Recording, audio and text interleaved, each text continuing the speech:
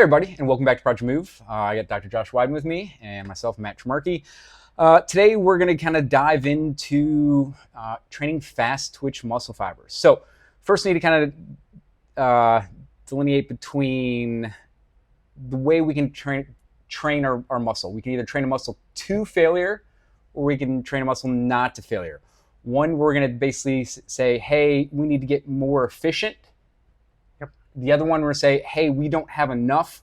We need more biology to do it is what we're doing.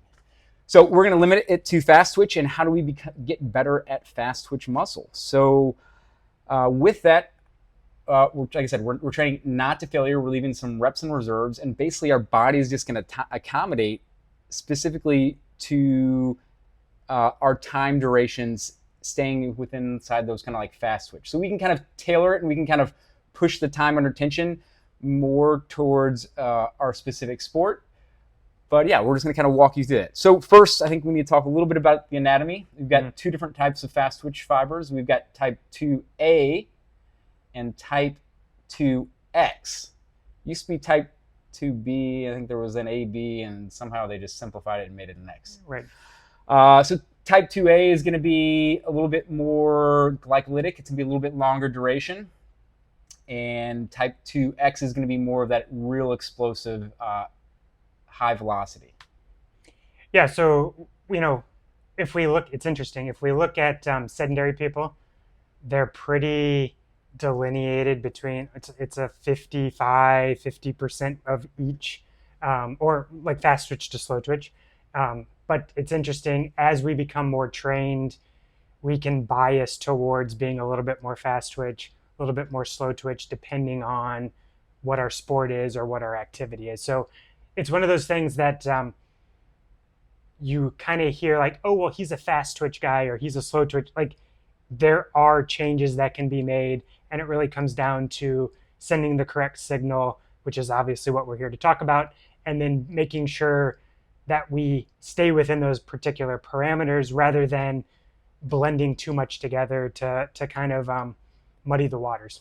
Yeah, because even though we're going to have a certain composition of type 1 versus type 2 muscle fibers, if we train it accordingly, our body is going to adapt specifically to what it is, and we're going to give ourselves more type 2 muscle fibers. So Correct. Even if you're a little bit more predisposed to type 1, you still can train and build out those like fast twitch qualities. Yeah, and I'm not going to discount genetics per se, but at the same time, the training environment is way more of a dictator of like what we're able to accomplish. So I think it becomes almost an excuse. Oh, I'm a slow twitch guy and I'm just going to be a marathon runner. You can actually get strong. You can develop. It just, I think a lot of times, for those people, they're not training at the right intensity or the right stimulus, which limits their progress. So I think that that's really the meat of what we're going to get to talk about today. Yeah, so let's kind of start off with, like I said, we're trying to become more efficient at fast twitch. So we have these two different fiber types. We've got type 2A, which is going to be your fast glycolytic type of fibers. So, and then it's going to have, compared to type 1, we're not going to talk about type 1 yet. We'll talk about that in a later episode. But you're going to have, it's a little bit more of a hybrid type of fiber. You're definitely going to still have some myoglobin, which kind of gives it that red quality. So it's not going to be quite as red as essentially type 1 fibers, just because there's less myoglobin, and there's not going to be as much aerobic respiration going on in there. So it's drawing most of our energy from our sugar stores. So anyways, it's typically going to be a little bit wider. It's going to be using more sugar for fuel. So knowing that what characteristics the type 2A fibers have, we can really set a parameter as far as how do we train that specifically. Yeah, and it all comes down to, energy system management, right? Yeah. So we know that we're dealing with a much shorter time frame, and as we get into those longer drawn out time frames, we switch over to that more aerobic type of respiration. So clearly we have to make sure that the stimulus is high enough and short enough to make sure that we're within those parameters. So with type 2, since it's mostly it's anaerobic and it's going to be mostly your glycolytic, we kind of have somewhere between like a 10-second to uppers like 2 minutes as far as being able to really kind of bias type 2A muscle fiber. Yeah, and I think the longer duration, you're going to get into a little bit more of like quote unquote fast twitch endurance, Yeah. if that's a thing. But anyway, it's really more on the shorter end of the time scales that we're trying to bias. And obviously it depends on the very particular sport that we're trying. So, if we think of hockey shifts are in that 30-second range, maybe 45, depending on. So, if we were working with a hockey player, we don't need to be doing 2 and 5 minute drills per se. Now there's reasons why the anaerobic system is important, but that's not what we're talking about. But the goal would be making sure that we find the training stimulus that is really within those specific parameters of the goal that we're trying to achieve, right? Yeah. So, yeah. And let's go maybe kind of briefly talk a little bit now. We've got type 2X. So this is going to be a little bit even more explosive, higher velocity, but a shorter time domain. So we have type 2X is going to be more fast glycolytic, and that's going to really, maybe a little glycolytic, but it's really going to heavily bias our phosphate system, our phosphocreatine system. Correct. So it's going to be short, quick burst, somewhere under 10 seconds. Yeah, I mean, if you really want to get into the nitty gritty, it's definitely less than 10 seconds. It could be like 6 to 8 seconds. The interesting thing is, like, it's not one or like it's always a blend, right? And so it just depends on, again, the intensity and the duration of like which system gets biased a little bit. But clearly, whenever we're talking about explosive sports, these are the fibers that we are really trying to focus on. Yeah, and I think and also one of the biggest things is staying in this, if we're going for type 2X or type 2A, the key here is we're not going to failure. We're going, in order to get more efficient at those, so getting the most out of those fibers, is having some reps in reserve. Because when we do go to failure, and we'll talk about this at another one, is now instead of telling us to accommodate and essentially get better at that fast twitch, once we hit that failure point, now we're saying, hey, we don't have enough biology.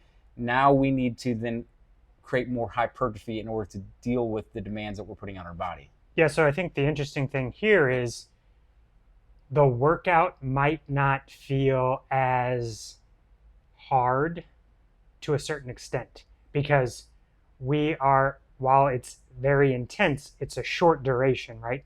And so the other thing is we need a little bit longer time to replenish. So we might be going really heavy, really intense for that 8 to 10 seconds, but now we need 2, 3, even up to 5 minutes, depending 15 minutes of recovery. And so you're always going to feel like you're able to give your 100%, right? And so because of that, you might not leave the workout, even though the workout might be an hour, might be hour and a half, you might not leave the workout feeling exhausted. You might feel like, and clearly we want reps in reserve, so you shouldn't feel exhausted. And so I think part of our culture has defined a good workout as I need to feel fatigued, I need to feel like drained. And I think that this type of workout, you might not feel that way, and you're still going to get the desired outcome by not feeling completely, wrecked. Yes, yeah. So yeah, kind of sticking on that rest time. So if we're training, let's go back to type 2X. So those really fast, that phosphate energy pathway. Yep. ATP, it's a quick energy source, but it's also, as far as our 3 different energy pathways, it's going to kind of rebuild. It's going to regenerate the quickest. So if we're truly training your type 2X fibers, we're going to need somewhere between like 3 to 5 minutes to kind of almost fully regenerate. If you're let's say you cut that time, and after 30 seconds, we're seeing somewhere between like 50% of that ATP replenished. Hmm. So we just need, yeah, as we get past that 30 second, it slows down as far as how quickly you get that ATP back. But we need about 3 to 5 minutes of rest. And if we were to go on for like, type 2 fibers, so, and we'll kind of get into this in here, we need a little bit even longer. And then aerobic, in order to really regenerate those fat stores to burn for fuel, it's even longer. But let's go back to this type 2X. So we're looking to kind of, if we're really looking at trying to train velocity, which is type 2X fibers, it's going to be a low force and high velocity. Hmm. And that way we can get kind of work on really training that rate of contraction. Correct. And I think, and then whereas if we're really kind of going after those type 2A fibers, we're looking at somewhere, 10 to 30 seconds, keeping some reps in reserves, kind of like more of your traditional kind of like strength training. And maybe even bigger, longer sets, maybe somewhere upper to 5 minutes of rest to really kind of get as much of those sugar stores back up as we can if we're going to be a little bit longer under time under tension. Mm-hmm. Now, the difference kind of between, I think this is kind of, we're going to kind of get into the gearing aspect, is when we're training fast, we can't go high force. And when we're training heavy or training high force, we can't go that fast. There's this kind of give and take. And this is where we have our force velocity curve. Correct. You can do one, but you can't really do both at the same time. Yep. It's one of those interesting challenges. So I think the more, like, the takeaway would be, you almost have to have 2 different days, right? That you're going to have a velocity day, and then you're going to have basically a max effort, high effort day. And yes, you can combine them a little bit, but I think the challenge winds up being, we want to do too much blending, and that's where we see, again, the waters becoming a bit muddied, and we don't really get the results that we're truly looking for, because we're trying to do too much all at the same time, where we need dedicated training sessions kind of for each, right? Yeah. So yeah, if we're training, the purpose is to train speed and velocity. I mean, we need to keep our intensity somewhere like 30% and below, just to really work on training that rate of force contraction. So the idea here is we're picking a light enough intent and a light enough load to where we can really try to maximize that rate of contraction. And as soon as that velocity kind of starts to drop off, and this is kind of where feel really comes important. Yes, there are machines that I guess you could figure out when that actually happens, but for most of us, when we're working out, as soon as keeping that intensity light, as soon as we start to feel that speed drop off, so it should expect somewhere under 10 seconds of time under tension, that's when we need to kind of cap ourselves. Mm-hmm. Now, if we're training a little bit more type 2A, then we can kind of push that to kind of more that upper 30 seconds to where we're starting to kind of maybe, and then we can actually increase our intensity, but now we're still capping ourselves with a few reps in reserve. Yeah, and I think, moving away from strength training for just a second. So, speed training in golf has become super popular.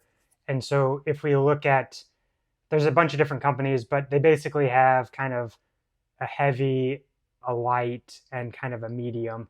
And so we're looking at kind of both aspects of training, that speed of contraction and then the force aspect. And so I think the key here is, again, if we're trying to create that velocity, you don't want to just keep swinging, because you're going to start to slow down. And so we could take like a speed radar device, and if we can start to see the velocity or the speed ramping up, and then eventually it starts to kind of like, okay, now we've hit the point where we need to recover a little bit. Same thing if we were using like a Tendo unit or some sort of bar velocity measurement. We could see where bar velocity is peaking, and then as soon as we start to see a 5% drop off, we know that we're now switching into different energy systems. Yeah. So I think also kind of maybe it helped kind of distinguish between both is whenever we're training real explosive, so low intensity, high velocity, our body experiences something kind of what we kind of call this muscle gearing. So we're essentially, whenever we go into a contraction, so our muscles, Josh will let you maybe talk on this, but our muscles essentially pinnate in the way they attach. So we have different angles in which our muscle fibers. Most people think they just can contract linearly, uh, but we actually have a different angle. So whenever we go train high velocity, we essentially are trying to kind of cheat the system, and we essentially increase the angle of that pinnation, and we basically just try to cheat the system to where we can go fire as quickly, which tends to be a little bit more neurological. Whereas whenever we're going heavy, we end up seeing basically a decrease in that fascicle angle. So here, let's go this. Let's go back. So we got high velocity. We're seeing that pinnation angle. It's flatter. It's flatter. It's a little bit more horizontal. Whereas when we're training at a lower velocity but a higher intensity, we see that pinnation angle decrease, and it's kind of gets more linear based. Yeah. So if you imagine kind of the green is the tendon, and so if we're pulling along the tendon at slower velocities, or we're closer to that same angle, right? And so even though we might think of the bicep as like a linear looking muscle, there's still an angulation to the fibers. And so the fiber angle dictates how much force we can create. And so whenever we're at the higher velocities, as the tendon pulls through the middle, like the fibers of the muscle don't have time to fully engage. And so we're creating this rate of rotation around the tendon rather than engaging the individual fibers. So it's playing in more on the mechanics of how the angulation of the muscle is set up. Yeah, so kind of going back what I mentioned before is whenever we're going training for speed and velocity, Mm-hmm. it's definitely a little bit more neurologic. We're trying to basically turn on as quick as we can, and we cheat the system, and we kind of go more like rotationally, linear, like horizontal, in order to kind of cheat the speed in which we can contract. Whereas when we start to put in more intensity, more weight, we now start to incorporate, which tends to be a little bit more of a, like I said, tissue bias. We see a lot more of that decreased pinnation angle, so we see that more linear tissue. So we're essentially gaining more, we're trying to bring on more biology and more fascicle loading along the way. Yeah, so interestingly enough, if we looked at the muscle under low velocity, it's going to be a little bit more oblong, whereas if we look at it under high velocity, it's gonna like spread out a little bit more. Yeah. So where this one it's gonna get fatter, where at low velocity it's gonna get thinner, but it's just changing how the force gets spread out through the tissue. So yeah, for those who are listening, so think about it. If you're training high velocity, think your muscles almost kind of go more, in order to go quicker and contract, it goes more horizontal. Mm-hmm. Whereas if you're training for more intensity, more load, it tends to be a little bit more linear or vertical. Yeah, and we tend to not like the radial expansion of the muscle. That's not something that is typically taught or gets overlooked in a lot of exercise physiology 101. So that radial expansion is a concept that most people aren't really aware of, but it's definitely something that we need to take into account, even though it might not necessarily be super important when you're actually training, but it's something to consider as far as like there is a difference in how we execute a fast movement relative to a slower movement. Yes.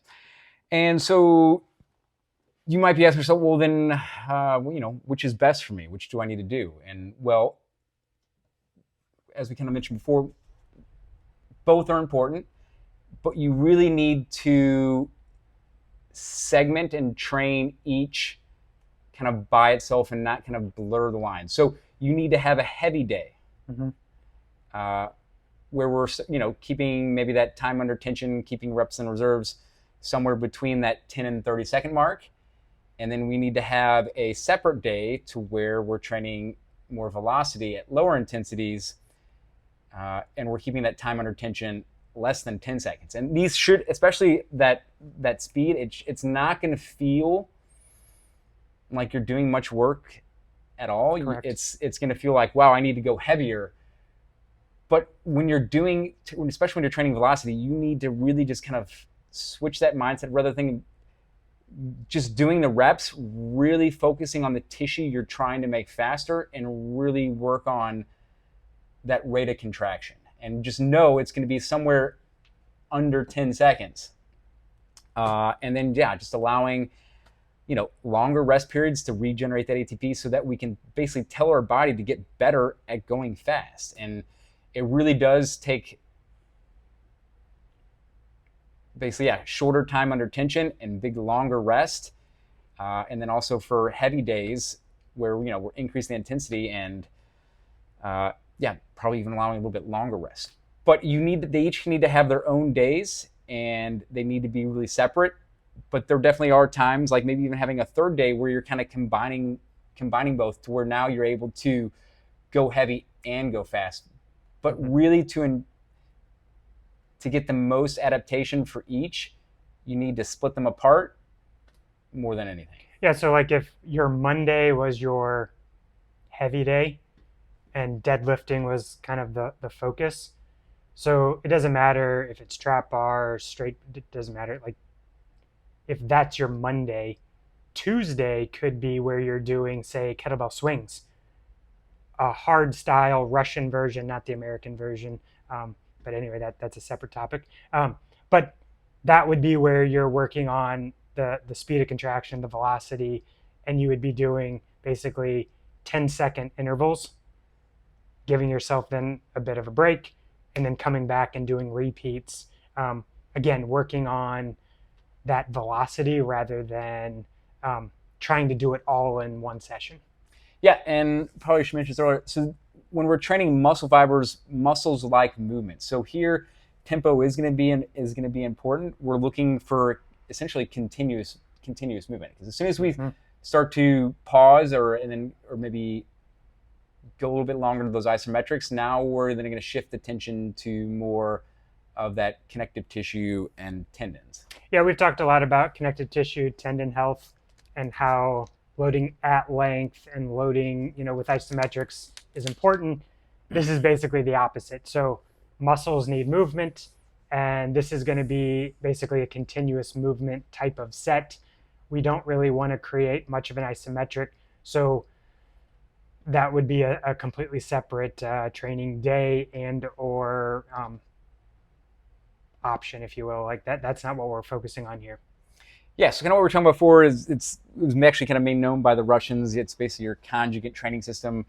Because like I said, we have this force velocity curve. When force goes up, velocity drops. Whenever velocity increases, the load has to decrease.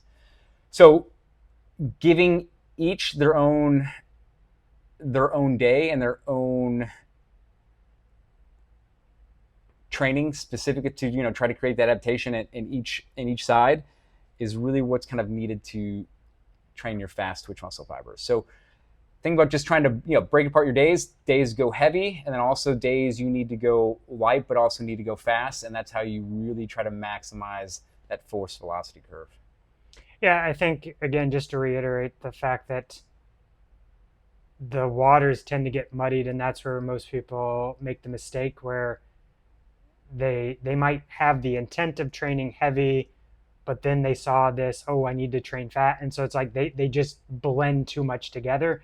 And then, it's almost like you're not training anything of what you actually intended to. And so we just need to make sure that the intent of the day is maintained through the session, and don't get caught up on I need to do this and this and this. Make sure that the intent is clear and you kind of stick with it. Yeah. So training to fatigue, not to failure. So we have some reps in reserve. And keeping that in mind, we want to adjust our intensity to where if we're training for, a little bit more type 2A fibers, somewhere between 10 to 30 seconds, maybe upper, to 2 minutes if we're kind of biasing a little bit more of those hybrid fibers of type 2, type 1, to where we're getting fatigued in that 10 to 62 minutes, whatever you're trying to basically get better at. And then with our type 2X fibers, knowing that it's like under that 10 seconds. So fatigue, not failure in that 10 seconds. Basically, as soon as you start to notice the slightest bit of speed drop off, you're done and then you're resting. Yeah, so I think the key is starting with the time parameter. And if you said, I need to be fatigued in 10 seconds, what weight with appropriate form would I need to choose to get fatigued in 10 seconds? And so that would help select the appropriate weight. And then make sure that you stick to that parameter. Don't go for 12 seconds. Don't go for 15 seconds. If you feel like I could do more reps, that's the point, reps in reserve, but you still need to be getting fatigued. So if you feel like I could do 20 more reps, you chose the wrong weight, right? So we need to make sure that we're getting to that fatigue point within the right time parameter. So, in the beginning, it might take a little adjustments to feel like comfortable. Oh, I chose the correct weight. And so you might not be exact in the beginning, but as you kind of, and we've talked about this plenty of times, kind of feeling things out and being a little bit more in tune with the lift rather than just, oh, well, this is what the prescription says. You need to be kind of, a little bit more dialed into how your body is feeling. So I think that making sure that the time parameters stay pretty accurate, and then choosing the weight that allows you to meet those time parameters is the important thing. Yeah. Any other key takeaways? I think that, again, kind of getting back to that, I think it's really easy to overstate, but it's like we see this all the time. We want to try to train multiple energy systems kind of like all at the same time. And we know you can't train an energy system in isolation. We know that. But again, this comes down to intentionality, like what's the goal? And we need to be more specific rather than just saying, I want to train for strength today. What portion of strength are we talking about? And again, it just comes down to not doing too much blending. We need to be a little bit more dialed into making sure that we're sticking with the game plan. Because I feel like because the waters get muddied, we wind up doing a little bit of everything, and then we wonder why we're not making the progress that we sought out. Yeah. Stick with us. Next time we're gonna talk about slow twitch efficiency and how to get better specifically at improving the capabilities of our slow twitch muscle fibers. Yeah, so it'll be a similar kind of concept, just geared a little bit more towards the slow twitch fibers. Yeah. All right, thanks for joining us, and we'll catch you next time. Please like and subscribe if you found this helpful. And yeah, take care, everybody.